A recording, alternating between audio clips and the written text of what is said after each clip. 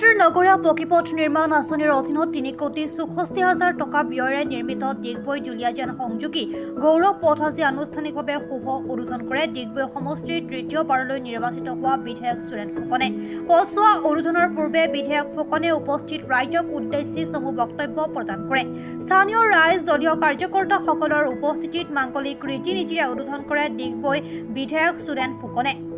উদ্বোধনী অনুষ্ঠানত বিধায়ক সুৰেন ফুকনৰ সৈতে উপস্থিত থাকে ডিগবৈ পৌৰসভাৰ উপ পৌৰপতি ডিম্পী সোণোৱাল, বিজেপি টিংৰাই মণ্ডলৰ সভানেত্ৰী শ্ৰীতি দাস, জ্যেষ্ঠ কাৰ্যকৰ্তা দুলাল চন্দ্ৰ মেছ, কল্পজ্যোতি গগৈ, শিৱ গগৈ, বৰহাবজান পঞ্চায়তৰ সভানেত্ৰী নিতুমণি বৰুৱা মৰাণ, ডিগবৈ ৰাষ্ট্ৰীয় বিদ্যালয়ৰ অধ্যক্ষ হিমাদ্ৰী শইকীয়া, শিক্ষক শ্ৰীধৰ পাঠক, দলিলুৰ ৰহমান, প্ৰাঞ্জল কাশ্যপসহ বহু গণ্যমান্য ব্যক্তি উপস্থিত থাকে।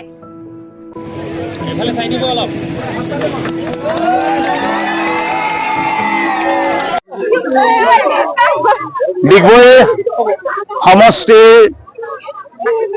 আজি গৌৰৱপতি 3 কোটি টকাৰে আমাৰ ডিগবৈ বাছ ষ্টেণ্ডৰ পৰা যিটো টিপাম ৰোড আমাৰ 780 মিটাৰ দৈৰ্ঘ্যপতি খুব সুন্দৰকৈ নিৰ্মাণ কৰি আছে, যথেষ্ট আহল বহল আৰু আচলতে নিৰ্বাচনৰ পূৰ্বেই সম্পূৰ্ণ হৈছিলে, কিন্তু ইয়াত অধিসূচনা লাগু হৈ থকাৰ কাৰণে আমি মুকলি কৰা নাছিলোঁ।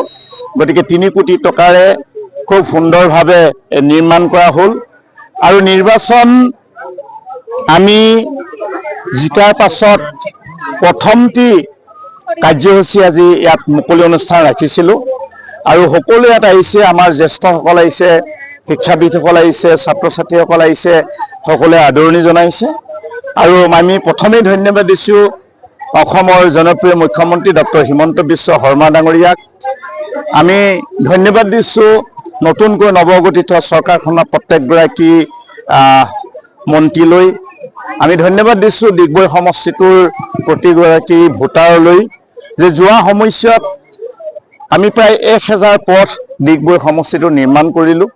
খুব সুন্দৰভাৱে প্ৰায় 90% পথ নিৰ্মাণ কৰিলোঁ, য'ত মানে পুৰণা ডিগবৈ। আজি নতুনকৈ আকৌ 1001টা সংযোজিত হ'ল, খুব ভাল হৈছে পথটি। গতিকে অহা দিনবিলাকত যিখিনি বাকী ৰৈ আছে কামখিনি আমি কৰিম আৰু ইতিমধ্যে ছাত্ৰ ছাত্ৰীসকলৰ কাৰণেও যথেষ্ট কাৰ্যসূচী ইতিমধ্যে বিগত চৰকাৰসমূহে লৈছে।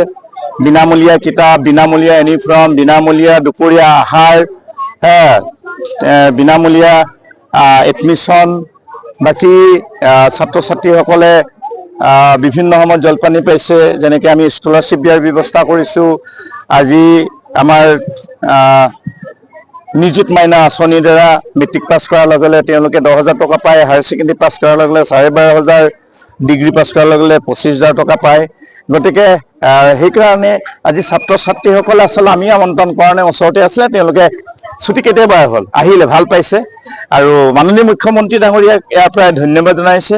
আৰু অহা দিনবিলাকত ডিগবৈ সমষ্টিটোৰ প্ৰতিটো অঞ্চলতে আমাৰ তীব্ৰ গতিত উন্নয়ন হ'ব। সকলো জাতি জনগোষ্ঠীক লৈ মই কাম কৰিম আৰু সকলোৰে পৰা আশীৰ্বাদ আৰু সহযোগিতা বিচাৰিছোঁ।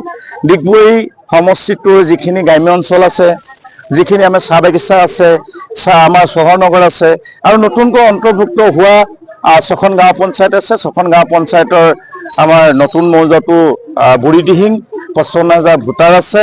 সেই ভোটাৰত এবাৰ 43,000 ভোটদান কৰিছে। সেই 43,000 ভিতৰতে মই প্ৰায় 30,000 ভোট সেই অঞ্চলৰ পৰা পাইছোঁ। যথেষ্ট মৰম কৰিলে।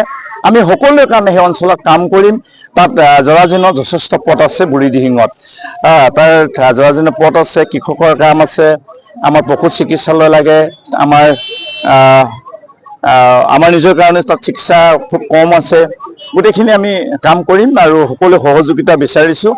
আৰু 41,173টা ভোটাৰ মানে ব্যৱধানসমূহ জয়ী কৰাৰ কাৰণে সকলোলৈকে মই বিশেষকৈ ডিগবৈ সমষ্টিটোৰ প্ৰতিটো সময়তে, যেনেকৈ 2016 বৰ্ষত মই 14,000 ভোট ব্যৱধানত জয়ী হৈছিলোঁ, 2021ত 28,000 ব্যৱধানত ডবল ভোটত, এইবাৰ 41,173টা ভোটৰ ব্যৱধানত আপোনালোকে জয়ী কৰাৰ কাৰণে সকলোকে মই এটা প্ৰণাম কৰিছোঁ, কোটি কোটি ধন্যবাদ দিছোঁ আৰু আপোনালোকে বিচৰা ধৰণে কাম কৰিম।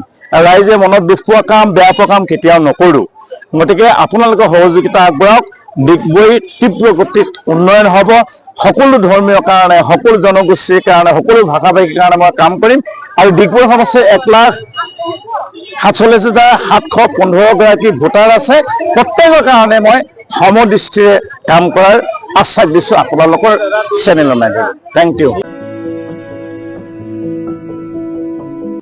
Bureau report B+